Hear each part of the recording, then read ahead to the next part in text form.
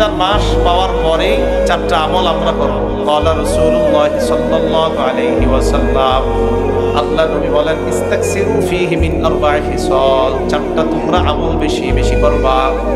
2টা আমল, 1 নাম্বার লা ইলাহা ইল্লাল্লাহ।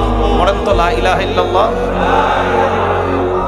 সবাই পড়ার সময় একটু খেয়াল করেন, লা ইলাহা ইল্লাল্লাহ বলতে ঠোঁট 2টা লাগে কিনা দেখেন তো। পড়েন লা ইলাহা ইল্লাল্লাহ, লাগে?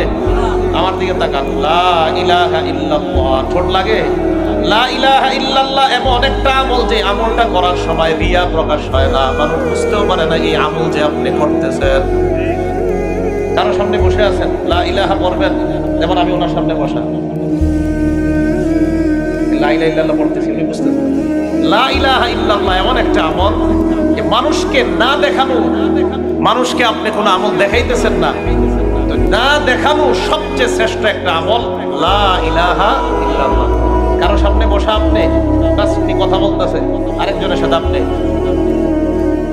পড়তেছেন, কেউ বুঝতেছেন লা ইলাহা ইল্লাল্লাহ, এটা বুঝবেও না মানুষ আপনি যে আমল করতেছেন, কিন্তু আল্লাহর সাথে আপনার গভীর এক সম্পর্ক তৈরি হচ্ছে।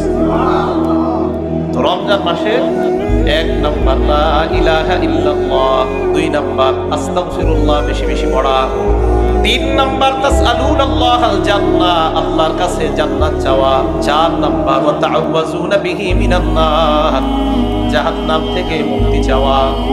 1 নাম্বার লা ইলাহা ইল্লাল্লাহ বেশি বেশি পড়া, 2 নাম্বার ইস্তিগফার বেশি বেশি পড়া, 3 নাম্বার আল্লাহর কাছে জান্নাত চাওয়া, 4 নাম্বার জাহান্নাম থেকে পানাহ চাওয়া।